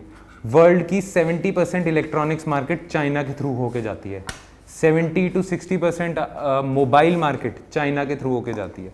वर्ल्ड कैप्चर कैसे करा हुआ है? करेंसी डीवैल्यू करो, प्रोडक्ट सस्ते रखो और एक्सपोर्ट करते जाओ। आपको फायदा हो रहा है, नुकसान हो रहा है, उसकी चिंता मत करो अभी चिंता करो कि मार्केट आपके प्रोडक्ट से कैसे फ्लड हो जाए पूरे वर्ल्ड की। लोगों को अपने प्रोडक्ट से हुक कर दो, आदत डलवा दो, उसके बाद बढ़ाते रहना रेट। पर अभी टाइम है कि फैला दो अपने प्रोडक्ट्स। तभी कभी भी चाइना में हल्का सा इकोनॉमिक स्लम्प आता है ना, चाइना अपनी करेंसी डीवैल्यू कर देता है। सो इट क्या करता है? Exports it's way out. Devalue करी, एक्सपोर्ट बढ़ाए, निकल गया, बच गया।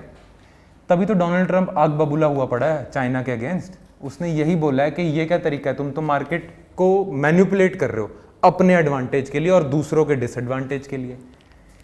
दो रीजन बोले उसने, एक तो तुम मार्केट को डिस्टॉर्ट करते हो, दूसरा उसने बोला कि हमारे इंटेलेक्चुअल प्रॉपर्टी नहीं होती जो आईपी, पेटेंट वगैरह, तुम चुराते हो, हमारे टेक्नोलॉजिकल प्रोडक्ट्स तुम चुराते हो और फिर रिवर्स इंजीनियरिंग करके खुद मार्केट में उतार देते हो। टेस्ला सुना, इलेक्ट्रिक कार्स बना रहा है, चाइना ने अपनी नियो उतारी हुई है।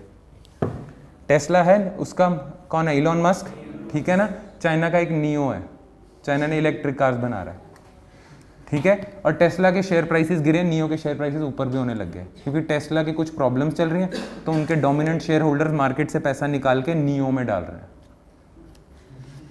तो इसी बात का तो गुस्सा है। चाइना की एक पॉलिसी है मेड चाइना 2025, ठीक है। उसका क्या है कि अब हम नॉर्मल प्रोडक्ट्स नहीं बनाएंगे, high end, high technological products. वहां ग्लोबल लीडर बनना है हमने।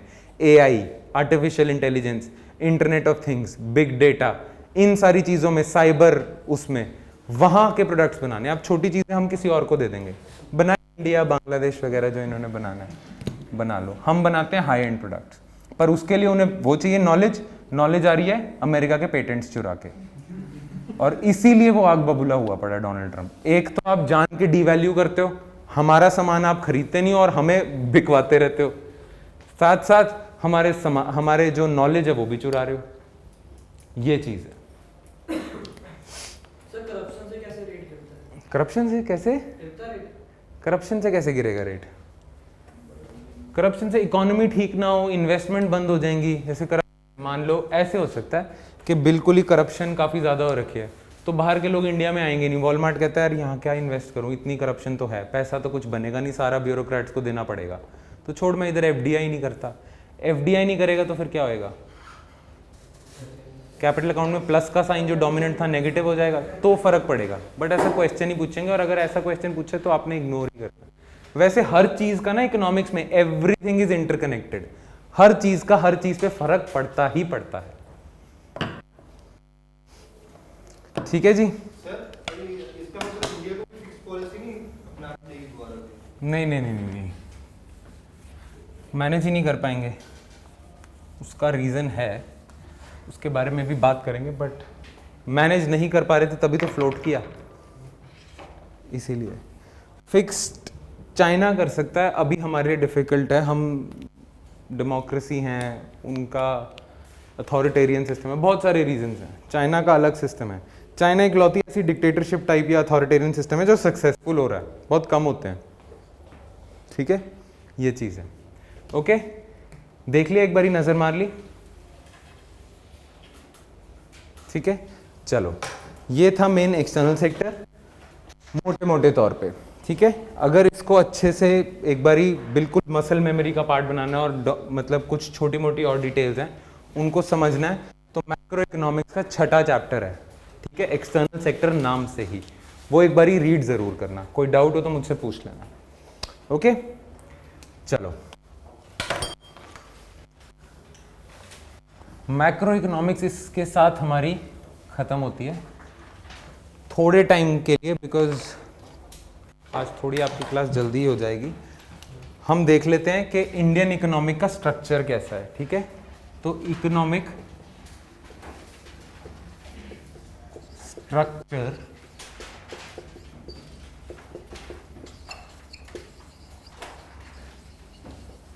Of India.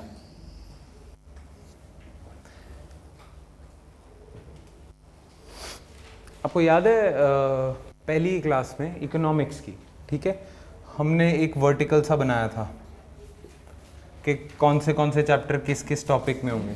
तो एक टॉपिक था इंडियन इकोनॉमिक स्ट्रक्चर वगैरह वाला टॉपिक जो था। ठीक है, उसमें कुछ चैप्टर्स लिखवाए थे, एक बारी बताना ज़रा। वो सबके लिए दोबारा रिपीट करवा रहा हूँ, वैसे सबने लिखा हुआ है बट स्टिल। 10th का सेकेंड चैप्टर,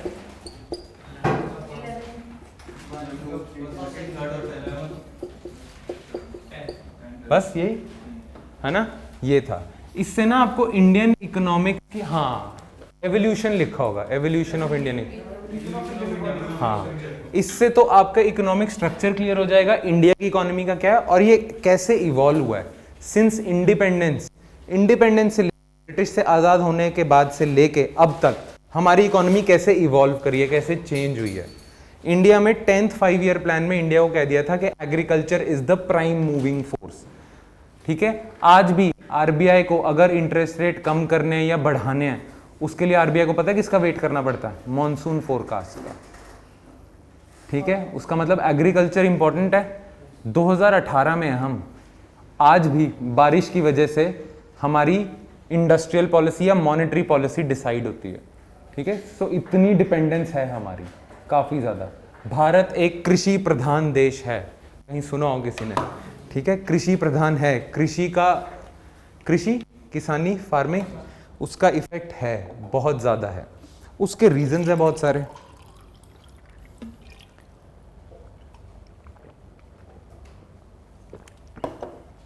ठीक है, तो उसके बारे में बात करते हैं कि इंडिया का स्ट्रक्चर कैसा है। ठीक है, ये चैप्टर जरूर, मतलब मैं दोबारा रिपीट कर रहा हूँ, इन चैप्टर से ये वाला टॉपिक क्लियर हो जाएगा, evolution.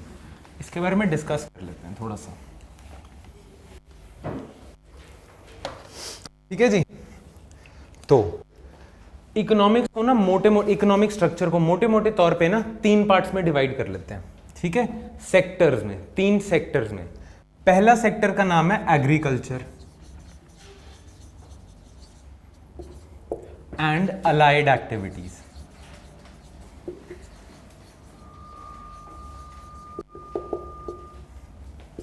Agriculture and allied activities. Allied activities क्या हुई? Dairy farming. एग्रीकल्चर तो क्या है? Crop farming, dairy farming, poultry, fishing वगैरह, ये सारी चीजें। लाइफ स्टॉक रेयरिंग, ये सारी चीजें। दूसरा सेक्टर है हमारा इंडस्ट्रियल, और तीसरा सेक्टर है हमारा सर्विसेज। ठीक है, एक और सेक्टोरल हमारी जो कंपोजिशन है उसके नाम है कि हमारी इकोनॉमी 3 पार्ट्स में है, प्राइमरी, सेकेंडरी, टर्शरी। ठीक है, प्राइमरी एक्टिविटीज वो एक्टिविटीज होती हैं जिसमें आप कोई वैल्यू एडिशन नहीं कर रहे, अर्थ से सामान निकाल रहे हो और दे रहे हो, कुछ काम नहीं करना उस पर, वैल्यू एडिशन नहीं करना। तो क्रॉप्स भी वही है, वैल्यू एडिशन नहीं है, जो उग रहा है निकाल के दे दिया। ठीक है, सेकेंडरी एक्टिविटी होती है जिसमें आप वैल्यू एडिशन कर रहे हो, प्लास्टिक या एल्यूमिनियम ले रहे हो और उसके यूटेंसिल्स बना रहे हो, वैल्यू ऐड कर रहे हो। एल्यूमिनियम तो माइन करके ले लिया, अर्थ से निकाल के ले लिया, बट अब उसके यूटेंसिल्स, चम्मच, प्लेट वगैरह बना रहे हो, तो आप वैल्यू ऐड कर रहे हो उस पर, राइट। तो वो होगी इंडस्ट्रियल या सेकेंडरी एक्टिविटी। टर्शरी सर्विसेज होती हैं, सर्विसेज होंगी इसमें। ठीक है जी, क्लियर। अब भारत जब आजाद हुआ था तो पूरी इकोनॉमी में सबसे ज्यादा सेक्टोरल कॉम्पोजिशन, दैट मींस किस सेक्टर का सबसे ज्यादा कंट्रीब्यूशन था इंडिया की जीडीपी में, तो सबसे ज्यादा कंट्रीब्यूशन इंडिया की जीडीपी में था एग्रीकल्चर का। उसके बाद किसका होगा?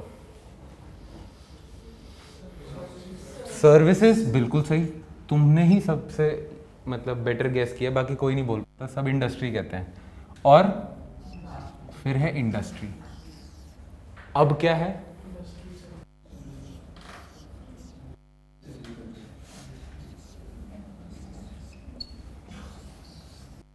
अब है सर्विसेज, फिर इंडस्ट्री, फिर एग्रीकल्चर। ठीक है, अब इंडिया की टूरिज्म की ऐड होती है ना, उसमें कहते हैं इनक्रेडिबल इंडिया, अतुल्य भारत। इनक्रेडिबल इंडिया की ऐड होती है। इंडिया वाकई इनक्रेडिबल है, मतलब अजीब है, अजीब इन अ सेंस कि कुछ भी, मतलब आउटलायर्स बहुत होते हैं यहाँ पे। आउटलायर्स का मतलब कि प्रिडिक्टेबल वो नहीं होता है, इसकी ग्रोथ, कोई भी चीज़ प्रिडिक्टेबल नहीं होती। कोई भी इकोनॉमी डेवलप पता है कैसे करी है? पूरा west, England, France, Germany, USA, पता है कैसे डेवलप करे हैं? सबसे पहले उनके वहाँ पे डोमिनेंट होता था एग्रीकल्चर, फिर एग्रीकल्चर से वो शिफ्ट हुए, इंडस्ट्रियल डोमिनेंट हो गया, फिर वो आ गए सर्विसेज पे। सबसे पहले ज्यादा लोग एग्रीकल्चर में काम करते थे, फिर लोग इंडस्ट्रीज में काम करने लगे, और आज उन इकोनॉमीज की हालत यह है कि वहां पे सबसे ज्यादा लोग काम सर्विसेज में करते हैं। इंडिया का क्या हुआ? इंडिया के काम तो छोड़ो, काम आज भी लोग ज्यादा एग्रीकल्चर में करते हैं, पर सेक्टोरल कंट्रीब्यूशन देख लेते हैं। इंडिया का पहले था रोल एग्रीकल्चर का ज्यादा, उसके बाद इंडस्ट्री की बारी आनी चाहिए ना, जंप मार ली और सर्विसेज का डोमिनेंट रोल कर दिया। ठीक है, इंडिया में ये चीज हुई है, ये देखी गई है। अब इंडस्ट्रियल सेक्टर ज्यादा डोमिनेंट ना होने की वजह से प्रॉब्लम क्या है? सर्विसेज से ज्यादा जॉब्स ना इंडस्ट्री देती है, ज्यादा जॉब इंटेंसिव इंडस्ट्रियल सेक्टर है, फैक्ट्रीज हैं rather than IT companies. Come jobs वो निकालती हैं, फैक्ट्रीज ज्यादा जॉब निकालती हैं। इसीलिए इंडिया में या तो सारी की सारी वर्कफोर्स ऑलमोस्ट अनस्किल्ड है, और कहाँ है? एग्रीकल्चर में, या कुछ स्मॉल परसेंटेज स्किल्ड और सर्विसेज सेक्टर में। आप भी बहुत सारे सर्विसेज सेक्टर में ही जाने का कर रहे हो। अगर आप आईएएस बनोगे, आप सर्विसेज सेक्टर का पार्ट हो। आप में से कुछ लोग डॉक्टर्स होंगे, इंजीनियर्स होंगे, लॉयर्स होंगे, ठीक है, ये सारी सर्विसेज हैं, और आप बहुत ही छोटी परसेंटेज में आते हो इंडिया की, बहुत डोमिनेंट इंडिया इधर ही इंप्लॉयड है। ठीक है, क्लियर। अब इस सब का रीजन क्या था? जब इंडिया आजाद हुआ है ना, तो इंडिया में एग्रीकल्चरल एक्टिविटी डोमिनेंट है। ठीक है, अब जब इंडिया आजाद होता है तो इंडिया के बारे में ये कहते हैं कि यार इंडिया को ना फटाफट इंडस्ट्रियलाइज करना है। इसके लिए नेहरू और इंडिया के एक स्टैटिस्टिशियन थे जो सेकेंड 5 ईयर प्लान के वो थे ओरिजिनेटर, जिनका नाम है पीसी महालनोबिस। इन्होंने सोचा कि इंडिया को अगर फटाफट से इंडस्ट्रियलाइज करना है, और इंडिया को इंडस्ट्रियलाइज करना है, मॉडर्नाइज करना है, एग्रीकल्चर से लेबर निकालनी पड़ेगी और इंडस्ट्रियल सेक्टर में डालनी पड़ेगी। पर वो कैसे करें? है ना, प्राइवेट लोगों के पास इतना इंडस्ट्रियल डेवलपमेंट तो गौरव करके नहीं गए इंडिया की, तो प्राइवेट इंडस्ट्रियलिस्ट तो इतने हैं नहीं, तो गवर्नमेंट इंडस्ट्रीज खोलो। दैट इज वाई इंडिया में PSU कल्चर इतना स्ट्रांग है, पब्लिक सेक्टर जॉब्स बहुत हैं, पब्लिक सेक्टर एम्प्लॉयमेंट बहुत ज़्यादा है। इंडिया में दबा के पब्लिक सेक्टर यूनिट्स खोलो ताकि जॉब्स मिले। दूसरा पार्ट क्या बोला था उन्होंने बोला था rather than making consumer good industries, make capital good industries, कि आयरन एंड स्टील इंडस्ट्री बनाओ, क्योंकि वो बैकबोन होती हैं। कैपिटल गुड्स से ही तो आप कंज्यूमर इंडस्ट्रीज चलाओगे। क्या होते हैं कैपिटल गुड्स? टूल्स, मशीन्स वगैरह। वो ही नहीं होंगे तो कंज्यूमर गुड इंडस्ट्री भी नहीं चलेगी। तो PC महालनोबिस और नेहरू ने ना एक मॉडल तैयार करा जिसके ऊपर हमारी सेकंड 5 ईयर प्लान बेस्ड है और 1956 की इंडस्ट्रियल पॉलिसी बेस्ड है। उसने बोला था कि गवर्नमेंट को कमांडिंग हाइट्स देनी चाहिए, प्राइवेट एंटरप्रेन्योर्स है ना उनको कम रोल दो और गवर्नमेंट को ज्यादा से ज्यादा रोल दो। Commanding Heights for the government, बड़ी से बड़ी PSUs खोलो। नेहरू का ना एक वर्ड है टेम्पल्स ऑफ मॉडर्न इंडिया, सुना है किसी ने? टेम्पल्स ऑफ मॉडर्न इंडिया क्या होंगे? मंदिर तो मंदिर है, ठीक है। टेम्पल्स ऑफ मॉडर्न इंडिया उसने बोले थे जितने भी ये डैम्स बन रहे हैं, IITs बन रहे हैं, है ना, ये मॉडर्न इंडिया के टेम्पल्स हैं रादर देन कन्वेंशनल टेम्पल्स। उसने भारी भारी इन्वेस्टमेंट करी इंफ्रास्ट्रक्चर पे ताकि इंडिया की इंडस्ट्रियल डेवलपमेंट हो, ठीक है। तो इंडिया का प्लानिंग प्रोसेस स्टार्ट हुआ। इंडिया ने जो 5 ईयर प्लान का सिस्टम लिया है ना, that was inspired by Soviet union. कहीं नहीं होता था, सिर्फ सोवियत यूनियन, तो पता होगा सोवियत यूनियन ने 5 ईयर प्लान सिस्टम करा था। तो इंडिया का जो 5 ईयर प्लान के ना 4 मोटे मोटे तौर पे गोल्स हैं, ठीक है। ये लिखो, goals of India's planning process.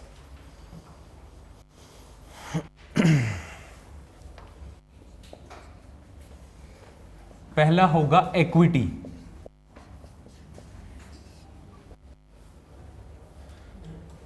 Equity, ठीक है। इक्विटी का मतलब क्या हो सकता है? इक्विटी का मतलब होता है कि जो डिस्ट्रीब्यूशन हो ना इनकम की वो फेयर हो, सबको उनका हक मिले, इक्विटेबल। एक होता है इक्वल डिस्ट्रीब्यूशन ऑफ इनकम, एक होता है इक्विटेबल डिस्ट्रीब्यूशन ऑफ इनकम, ठीक है। दूसरा उनका एम था मॉडर्नाइजेशन,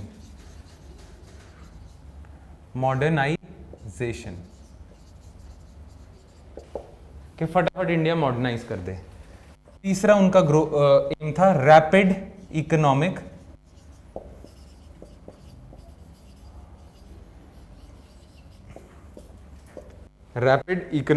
ग्रोथ।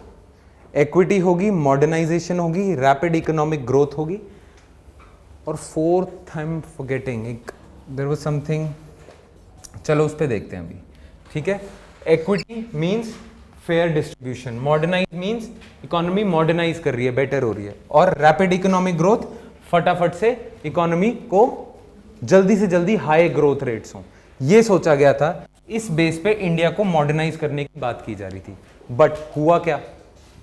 इसकी वजह से क्या हो रहा था कि आप commanding heights to the government दे रहे हो, इसकी वजह से एक और चीज हुई, there was introduction of licence quota permit Raj. Licence quota permit Raj, कोई इंडस्ट्री खोलनी है 250 के आसपास लाइसेंस लेने पड़ते थे। कोटा का मतलब क्या है कि इंडिया में टेक्सटाइल इंपोर्ट करनी है, एक कोटा रख दिया कि 20 मीट्रिक टन से ज्यादा कपड़ा इंडिया में इंपोर्ट ही नहीं होएगा। परमिट, कुछ भी खोलना है परमिट लेना पड़ेगा। जब अभी कोई इंडस्ट्री या किसी ने अगर बिजनेस वगैरह करा हो, फैक्ट्री वगैरह देखा हो, जितने ज्यादा लाइसेंस उतने ज्यादा ब्यूरोक्रेट्स के तरले, जितने ज्यादा ब्यूरोक्रेट्स के तरले उतने ही पैसे। तो ब्यूरोक्रेट और बिजनेसमैन में अगर ये रेस होना कि कौन ज्यादा पैसा कमाएगा, तो ब्यूरोक्रेट 1991 तक। इट इज आफ्टर 1991 के बिजनेसमैन ऊपर होना शुरू हो गया, क्योंकि लाइसेंस कोटा परमिट राज था, ठीक है। इसमें कोई डाउट वगैरह कुछ नहीं। एक काम करते हैं, इस चीज को कंटिन्यू करते हैं कल, ठीक है। क्या हुआ, एकदम से अब्रप्ट एंडिंग होगी हैं? कि यार मैं क्लाइमैक्स की वेट कर रहा था, एंडिंग अब्रप्ट होगी। इस चीज को कल करते हैं, because there are certain things, उसको टाइम लगेगा बहुत ज्यादा, वी डोंट हैव इतना टाइम। Thank you.